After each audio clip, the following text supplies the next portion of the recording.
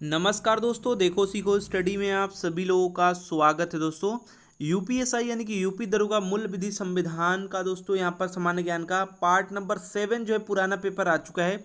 ये जो पेपर ये पूछा गया था 14/12/2017 के थर्ड शिफ्ट में तीसरे पाली में। ठीक है, सितारे अगर कंधों पर चाहिए दोस्तों तो मेहनत दबा करके करनी होगी। चलिए स्टार्ट करते हैं।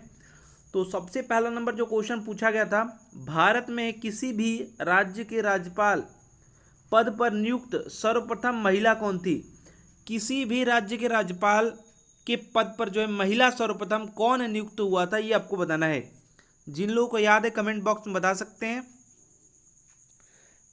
तो देखिए दोस्तों, वो जो नियुक्त हुई थी सरोजिनी नायडू जी नियुक्त हुई थी। Option number C right answer हो जाएगा। 15 अगस्त जो है 1947 से लेकर के 1947 से लेकर के ठीक है 1947 से लेकर के 2 मार्च जो है 1949 तक ये राज्यपाल रही। वह भारतीय राष्ट्रीय कांग्रेस की अध्यक्ष भी रही थी, याद रखिएगा। नेक्स्ट बात करेंगे, ये यातायात चिन्ह वाला जरूर से जरूर एग्जाम में एक पूछा जा रहा है। यानी कि एक सिंबल दे देगा आपका ट्रैफिक से रिलेटेड, उसमें पूछेगा कि इस प्रतीक का अर्थ क्या है। जिन लोगों को याद है बता सकते हैं। तो देखिए इसका जो अर्थ होता है, ये जो टी बना है ना, इसका जो अर्थ होता है ये होता है कि टी जंक्शन है। ठीक है, ये जंक्शन है यानी कि यहाँ पर 3 रास्ते गए हुए हैं। ठीक है, यहाँ पर इसको क्या क्या कहते हैं, जंक्शन है यानी कि T junction. Option number A right answer हो जाएगा। इस प्रतीक का जो अर्थ है वह रास्ता पूर्ण रूप से बाएं अथवा जो है दाएं तरफ बदल जाएगा। ठीक है, यहाँ पर ये बताया गया है। नेक्स्ट बात करेंगे, 2 दशक पुराने दोहरे कराधान से बचाव समझौता, सॉरी यहाँ पर समझौते क्या है, DTAA में संशोधन के लिए प्रोटोकॉल भारत और निम्न में से किस देश के बीच हस्तांतरित किया गया था? उस समय का ये क्वेश्चन है। ठीक है, उस समय ये चल रहा होगा। तो यहाँ पर अगर आप देखेंगे क्या बोला है, 2 दशक पुराने दोहरे कराधान से बचाव समझौते यानी DTAA में संशोधन के लिए प्रोटोकॉल जो दोस्तों था वो आपका जो यहाँ पर हस्तांतरित हुआ था वो मॉरिशस और भारत के बीच हुआ था, और हुआ था 10 मई जो हुआ था वो आपका हुआ था 2016 को। जो है ये आपका उस समय मैं बात ही कर रहा था कि जो है ये उस समय चल रहा होगा, इसलिए ये क्वेश्चन पूछा गया है। जिसका उद्देश्य जो था दोस्तों वो मनी लॉन्ड्रिंग को रोकना था। नेक्स्ट बात करेंगे, वर्णित में से नीति आयोग के जो पदेन अध्यक्ष होते हैं, देखिए कौन होते हैं ये आपको बताना है। वर्णित में से मतलब इनमें से जो है कौन होते हैं पदेन अध्यक्ष नीति आयोग के? तो देखिए इसके जो पदेन अध्यक्ष होते हैं वो होते हैं प्रधानमंत्री। जो भी उस समय का प्रधानमंत्री रहेगा तो ऑप्शन में दे सकता है कि नरेंद्र मोदी जी या कुछ ऐसे करके लिख देगा। ठीक है, और यहाँ पर उपाध्यक्ष जो हैं वो आपके वर्तमान में हैं राजीव कुमार जी। राजीव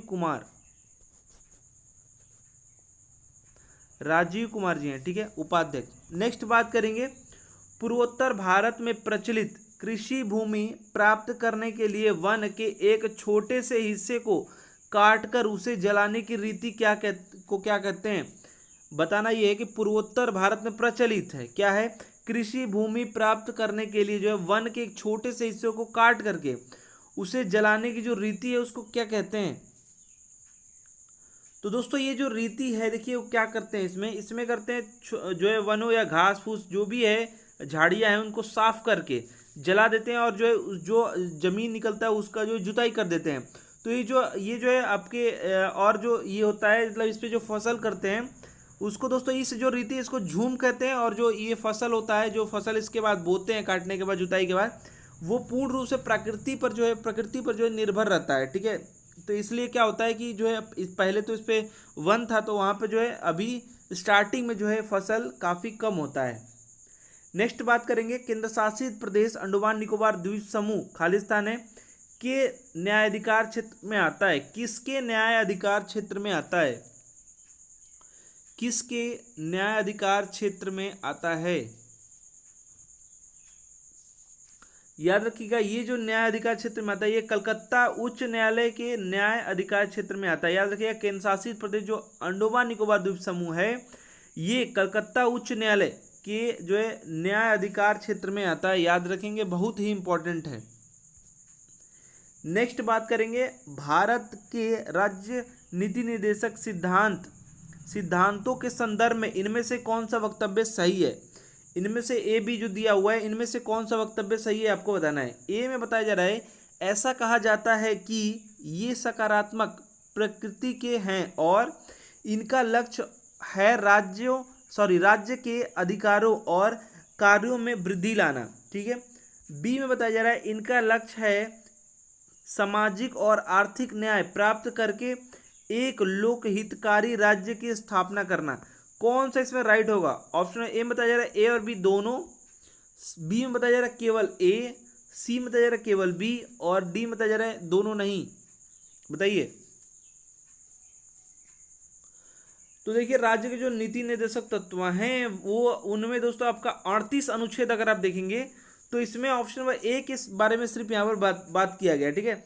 ऐसा कहा जाता है कि जो है ये सकारात्मक प्रकृति के हैं और इनका लक्ष्य जो है राज्य के अधिकारों और कार्यों में वृद्धि लाना है।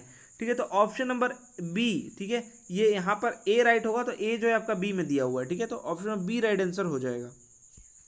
नेक्स्ट बात करेंगे अफ्रीका में कालाहारी किस प्रकार का रेगिस्तान है।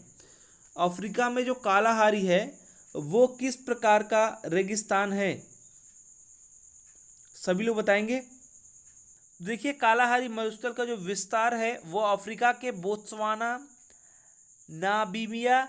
नामीबिया और दक्षिण अफ्रीका में है। इसका जो विस्तार है और ये जो है दोस्तों ये जो है आपका उपोष्ण कटिबंध है रेगिस्तान। ठीक है। ये जो है इसका जो विस्तार है वो मुख्यतः मकर रेखा के दक्षिण में है। इस कारण यह जो है दोस्तों उपोष्ण जलवायु प्रदेश में पड़ता है, यानी कि इसको कहेंगे उपोष्ण कटिबंध जो है रेगिस्तान। ठीक है। नेक्स्ट बात करेंगे भूमि अधिग्रहण जो अधिनियम है, भूमि अधिग्रहण जो है पुनर्वास और पुनर्स्थापना 2013 के अनुसार इस पर काफ़ी क्वेश्चन पूछा गया था। सरकारें जिन उद्देश्यों से भूमि अधिग्रहण कर सकती हैं वो आपका दिया गया है। ए में बताया जा रहा है प्राकृतिक आपदा से प्रभावित क्षेत्रों में रहने वाले लोगों के लिए परियोजना। बी में बताया गया है निर्धन एवं भूमिहीन लोगों के लिए आवास परियोजना। ऑप्शन सी में बताया गया है सार्वजनिक प्रयोजन। कौन सा राइट आंसर होगा? ए में बताया जा रहा है ए बी, बी में बताया बी सी और सी में बताया जा रहा है ए बी सी और डी में बताया जा रहा है ए सी। बताइए। तो देखिए ये पहले भी हमने क्वेश्चन ले रखा है, ये ऐसा ही क्वेश्चन लगभग में पूछा गया। तो ए बी सी मतलब ये किसी भी प्रकार से अगर आ जाएगा इसके अनुसार जो है सरकार ले सकता है उस जमीन को। ठीक है। तो अधिग्रहण कर सकता है, यहाँ पर दिया गया है। ठीक है। ऑप्शन नंबर सी। नेक्स्ट बात करेंगे हिंदू कानून ग्रंथ जो है दाय भाग किसने जो है यहाँ पर लिखा है। दाय भाग जो है ये किसने लिखा है? हिंदू कानून ग्रंथ जो है दाय भाग किसने लिखा है? तो देखिए इसका राइट आंसर हो जाएगा जीमूत वाहन ने लिखा है। ऑप्शन सी राइट आंसर हो जाएगा। हिंदू विधि ग्रंथ दाय भाग के लेखक जीमूत जो है वाहन है। हिंदू उत्तराधिकार संबंधी भारतीय कानून को लागू करने के लिए मुख्य रूप से दो मान्यताएं हैं। प्रथम दाय भाग जो बंगाल और असम में लागू है तथा द्वितीय जो है मिताक्षरा जो शेष भारत में लागू है। ठीक है। मिताक्षरा जो है ये याज्ञवल्क स्मृति पर विज्ञानेश्वर द्वारा रचित टीका है। ठीक है। याद रखिएगा याज्ञवल्क स्मृति पर जो है विज्ञानेश्वर द्वारा रचित टीका है। कौन सा है? मिताक्षरा। ठीक है। ये जो है आपका बंगाल और असम को छोड़ करके शेष पूरे भारत पर लागू है। यह ग्रंथ जन्मना उत्तराधिकार के सिद्धांत के लिए प्रसिद्ध है। नेक्स्ट बात करेंगे भारत छोड़ो आंदोलन की रानी किसे कहा जाता है। भारत छोड़ो आंदोलन की रानी किसको कहते हैं? सभी लोग बताएंगे।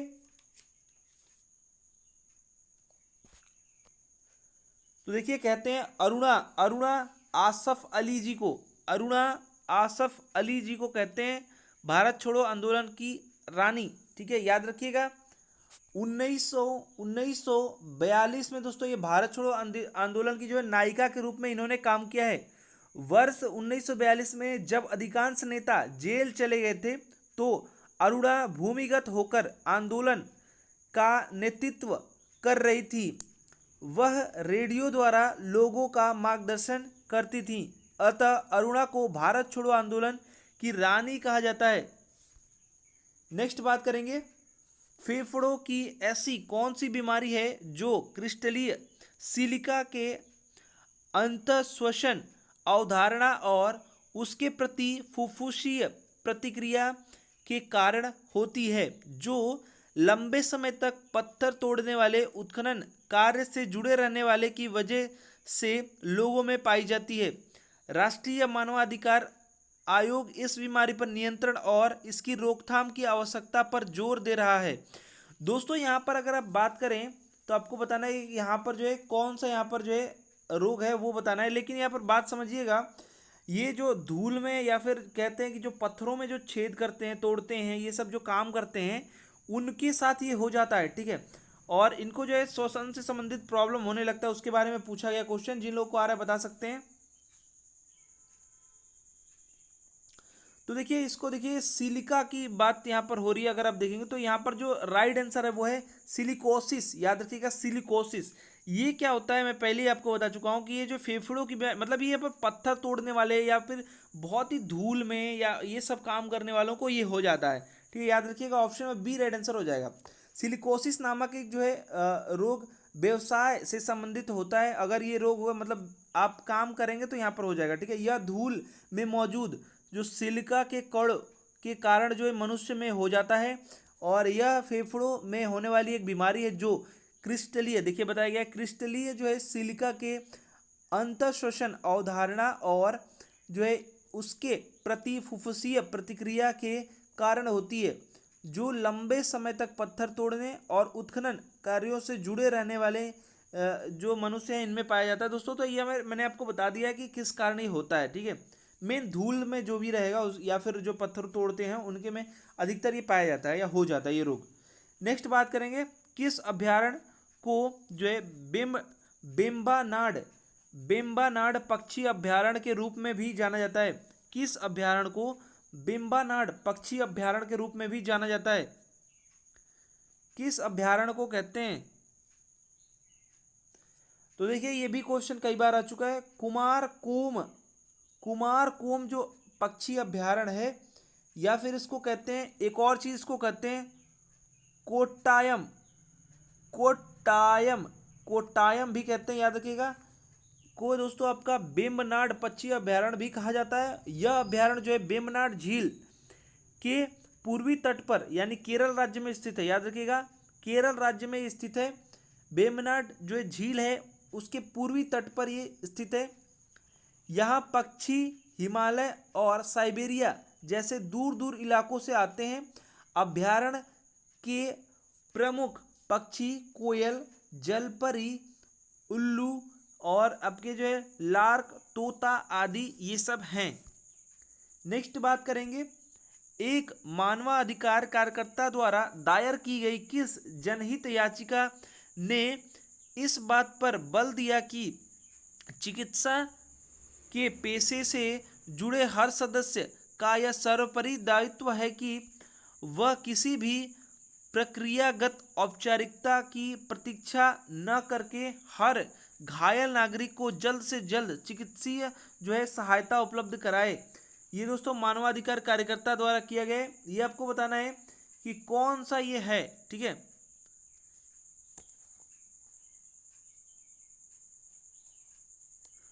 तो देखिए ये जो आपका याचिका है वो है ऑप्शन नंबर बी में परमानंद कटारा बनाम भारत संघ। Option number B right answer हो जाएगा। परमानंद कटारा बनाम भारत संघ के मामले में उच्चतम न्यायालय ने अभी निर्धारित किया कि चिकित्सीय सहायता भारतीय संविधान के अनुच्छेद 21 याद रखिएगा के तहत एक मौलिक अधिकार है।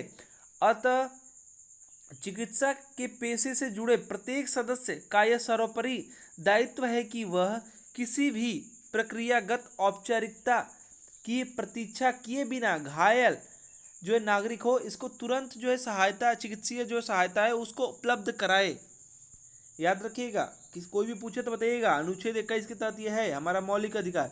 नेक्स्ट बात करेंगे, निम्नलिखित में से कौन सा विषय राज्य सूची के अंतर्गत आता है? इनमें से कौन सा है जो राज्य सूची के अंतर्गत आता है?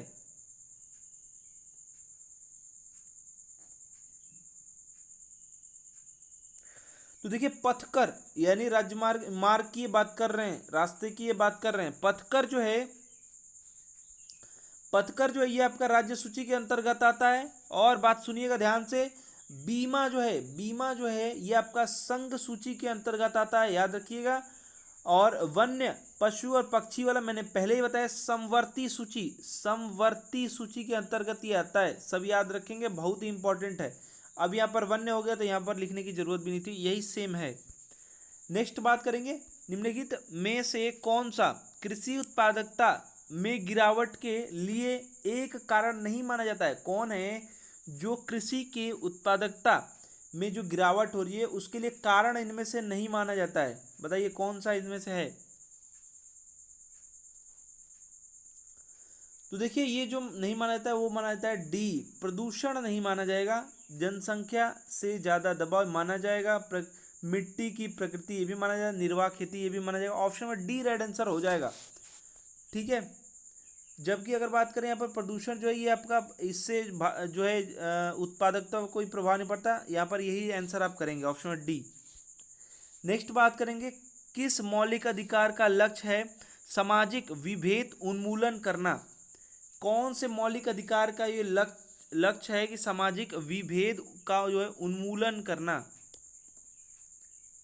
तो देखिए, इसका जो है कौन सा इसमें अधिकार है वो है समानता का अधिकार। समानता का अधिकार जो है भारत के अनुच्छेद 14 से 18 में दोस्तों समानता के बारे में उपबंध किए गए हैं, ठीक है।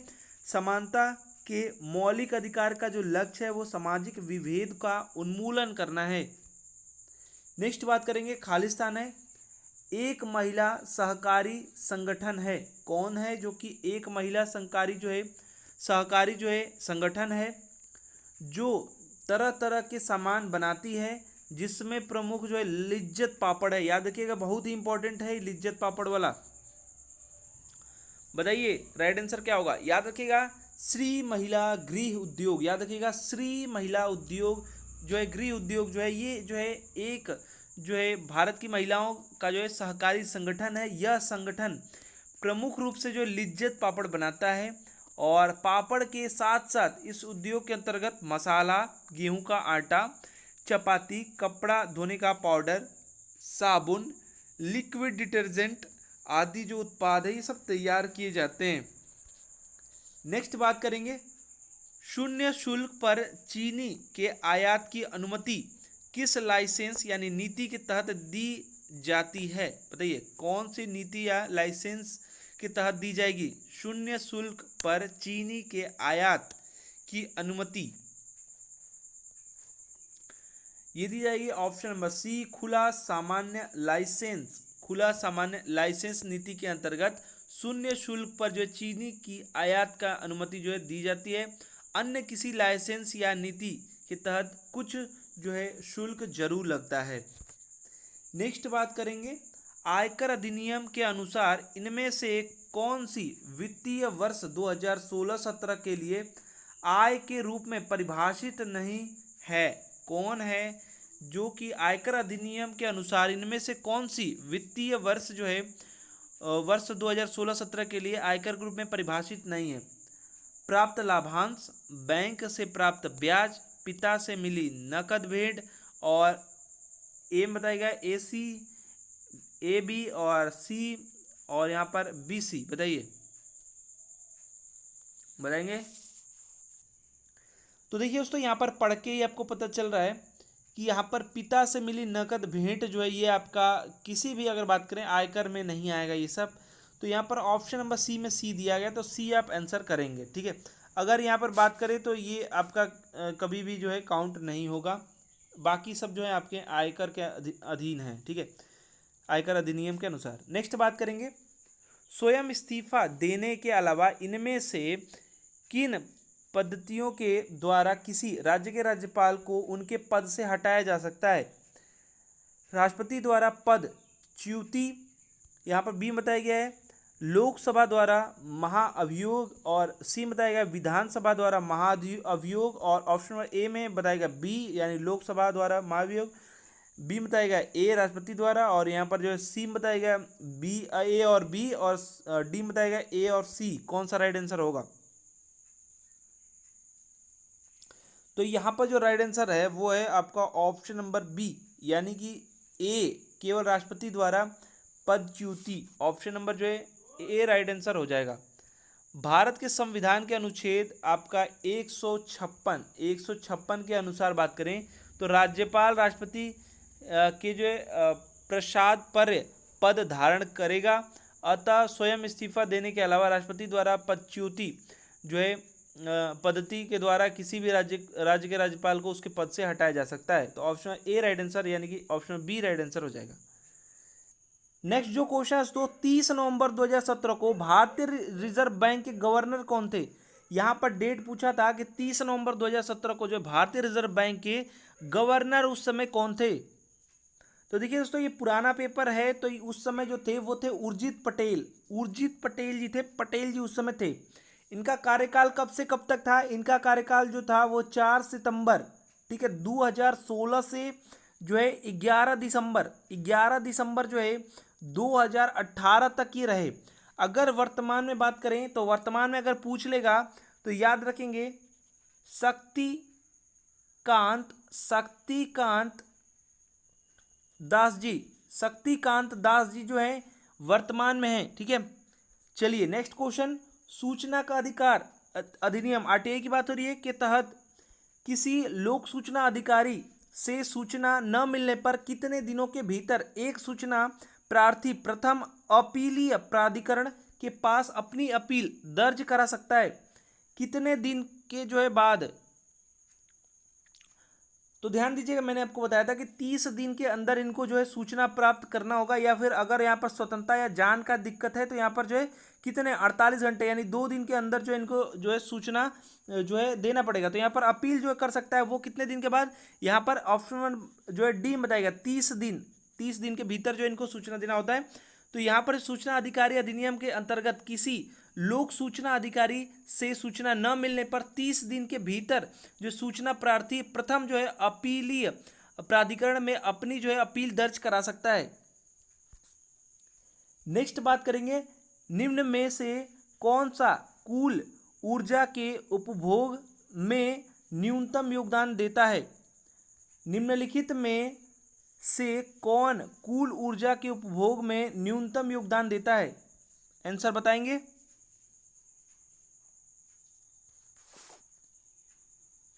तो देखिए ऊर्जा के उपभोग में बात करें, यहाँ पर बोला कि न्यूनतम कौन योगदान देता है, तो यहाँ पर जो राइट आंसर हो जाएगा ऑप्शन सी परमाणु ऊर्जा। निम्न में से कुल ऊर्जा के उपभोग में न्यूनतम जो योगदान है वो परमाणु ऊर्जा का है, और सर्वाधिक जो है तापीय ऊर्जा का है।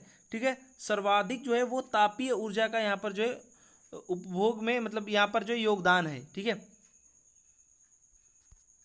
नेक्स्ट बात करेंगे ESOP में ई जो है किसका प्रतीक है? ई जो है ये किसका प्रतीक है? ESOP में ई किसका प्रतीक है?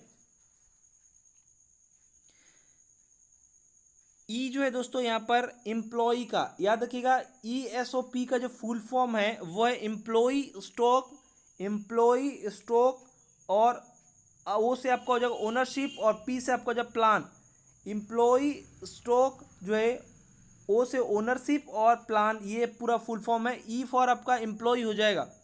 ठीक है, यह जो है एक ऐसी कर्मचारी स्टॉक योजना है जो कंपनियों में कामगारों के स्टॉक स्वामित्व के हितों को प्रदान करता है।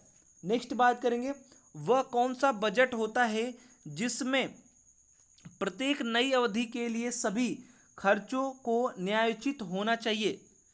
कौन सा बजट है जिसमें प्रत्येक जो है नई अवधि के लिए सभी खर्चों को न्यायोचित होना चाहिए? वो है दोस्तों शून्य आधार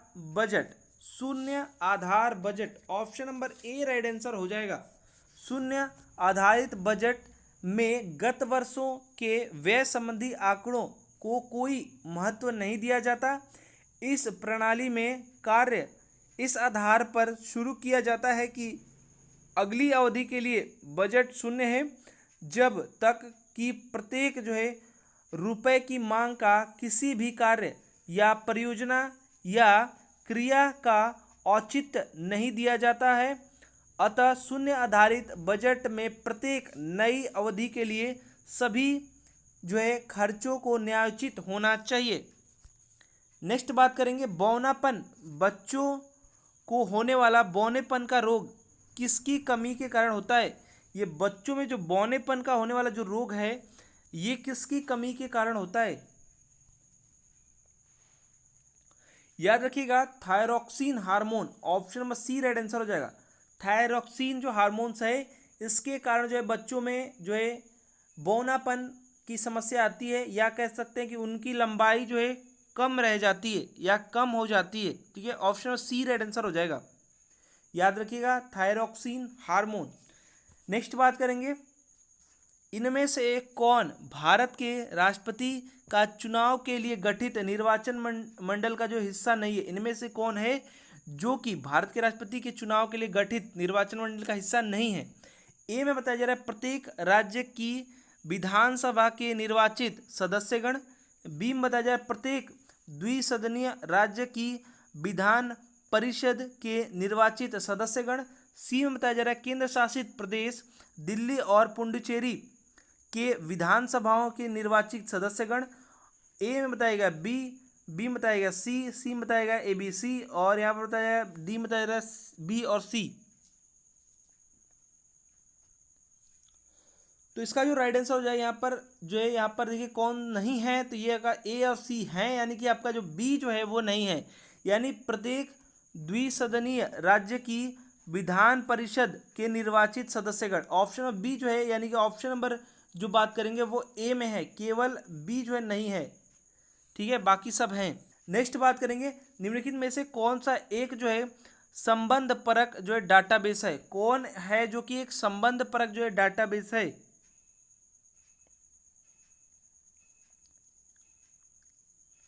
तो MySQL जो है, MySQL ऑप्शन नंबर ए जो है एक संबंध परक जो है ये डाटाबेस है।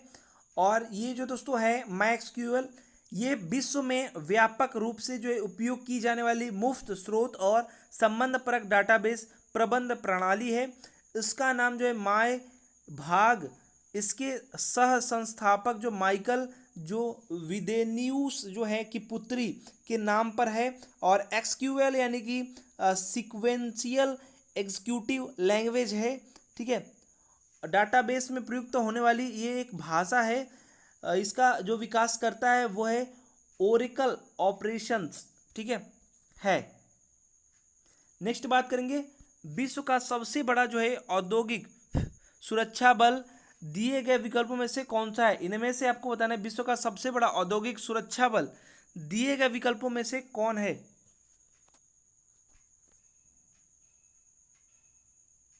तो देखिए याद रखिएगा CISF। ठीक है, आपने सुना ही होगा CISF है केंद्रीय औद्योगिक सुरक्षा बल। ऑप्शन नंबर ए जो है राइट आंसर हो जाएगा।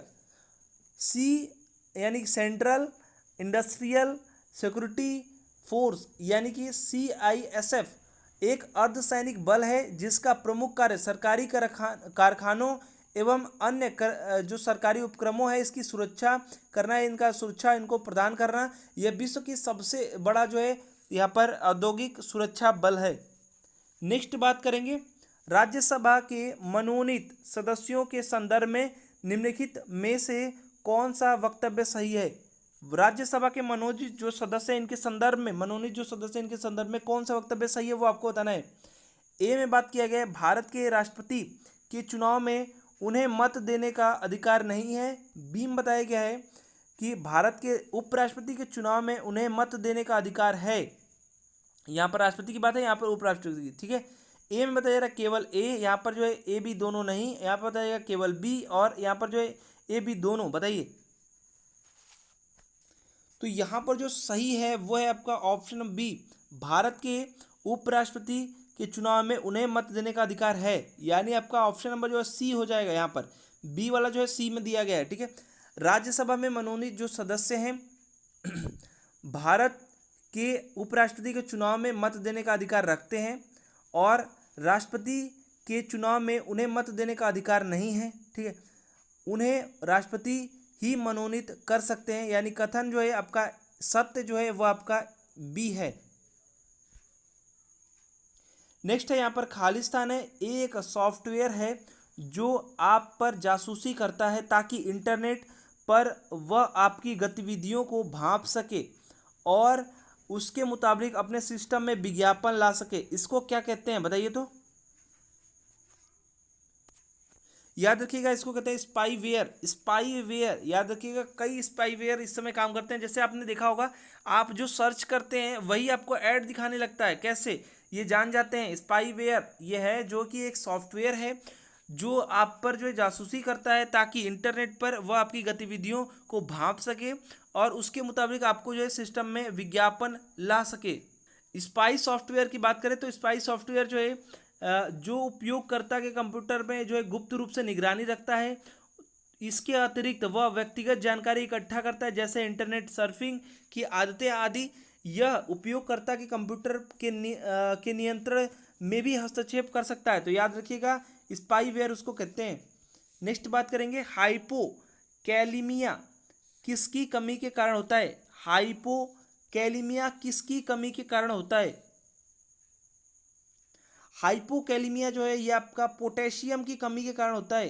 ठीक है, पोटेशियम खनिज लवण के कारण ये होता है कि कमी के कारण होता है। मांसपेशी तथा कोशिकाओं के लिए पोटेशियम आवश्यक है और यह हृदय की कोशिका के लिए काफ़ी महत्वपूर्ण है। तो याद रखिएगा, हाइपोकैलिमिया जो है यह आपका पोटेशियम की कमी के कारण या पोटेशियम खनिज लवण के कारण होता है। नेक्स्ट बात करेंगे, भारतीय दंड संहिता के अनुसार निम्नलिखित में से कौन सा निष्कर्ष जो है सही है? आपको निष्कर्ष बताना है। एक में बताया जा रहा है, निष्कर्ष एक में बताया जा रहा है, ए बी के साथ मनोरंजन हेतु मुक्केबाजी करने के लिए राजी हो जाता है। मुक्केबाजी के दौरान ए बिना किसी बुरी मंशा से बी को बुरी तरह घायल कर देता है। ए ने जो है अपराध किया है। बी दूसरा बताया जा रहा है, पर दूसरा में बताया जा रहा है, पी एक मादक पदार्थ के प्रभाव में था जो उसने अपनी मर्जी से ले ली थी। उस मादक पदार्थ के नशे में यह ना समझकर कि उसके हाथों क्या हो रहा है, पी ने क्यू की हत्या कर दी। पी ने कोई अपराध नहीं किया। तो बताइए कि कौन सा इसमें सही है, कौन सा इसमें जो है गलत है? तो निष्कर्ष कौन सा सही है? ए में बताया जा रहा है एक और दो दोनों जो है सही है। बी में बताया जा रहा है दोनों नहीं, दोनों गलत हैं। सी में बताया जा रहा है कि जो है केवल दो जो है गलत मतलब सही है यहाँ पर, और डी में बताया जा रहा है केवल एक जो है सही है। बताइए, यहाँ पर दोनों नहीं, यहाँ पर दोनों जो गलत है। देखिए, यहाँ पर बोला है कि पी ने कोई अपराध नहीं किया है, तो ये गलत ही है। ठीक है, यहाँ पर दोनों गलत है। और यहाँ बता रहा है ए बी अगर बात करेंगे तो यहाँ पर कह रहा है कि मुक्केबाजी के लिए दोनों राजी थे, और यहाँ पर गलती में मतलब कि मान लीजिए कि झगड़े में या फिर जो भी मुक्केबाजी या खेल में यहाँ पर ये अपराध कर रहा है, तो ये भी गलत है। और ये कोई अपराध नहीं किया, ये भी गलत है। यहाँ पर दोनों गलत है, तो यानी ऑप्शन में बी राइट करेंगे आप। ठीक है, यहाँ पर भारतीय दंड संहिता के याद रखिएगा 87 धारा जो है 87 के अनुसार ये निष्कर्ष एक जो है असत्य है।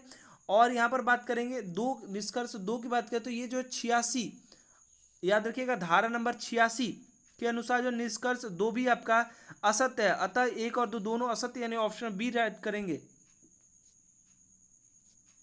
नेक्स्ट बात करेंगे, भारतीय स्वतंत्रता अधिनियम 1947 के संदर्भ में निम्नलिखित में से कौन सा वक्तव्य सही है?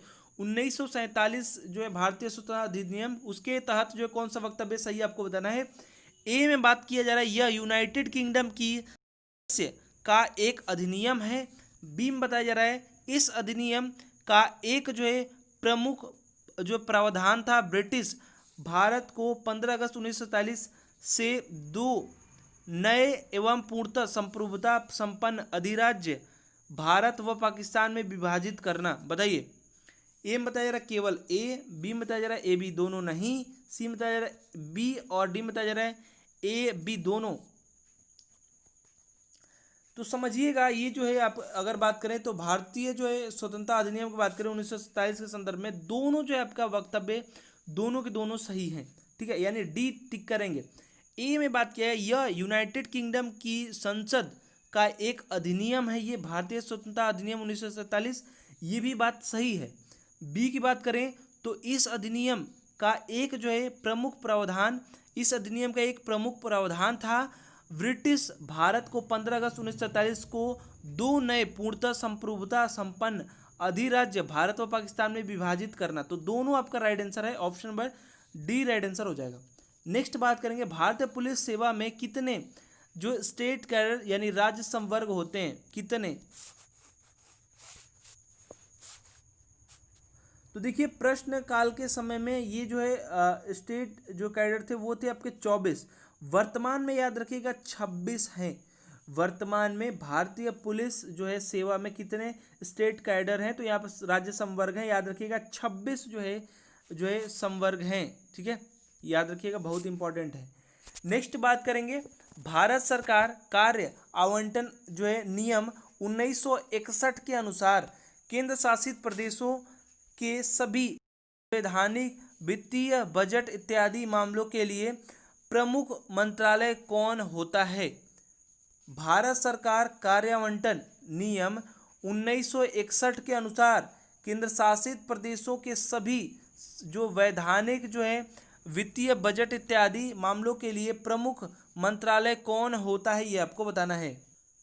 तो देखिए याद रखिएगा इसका जो प्रमुख होता है मंत्रालय वो होता है गृह मंत्रालय, option number A right answer हो जाएगा। भारत सरकार कार्यावंटन नियम 1961 के अनुसार केंद्र शासित प्रदेशों के सभी जो है वैधानिक वित्तीय बजट और इत्यादि जो भी मामले हैं ये इसका प्रमुख गृह मंत्रालय होता है।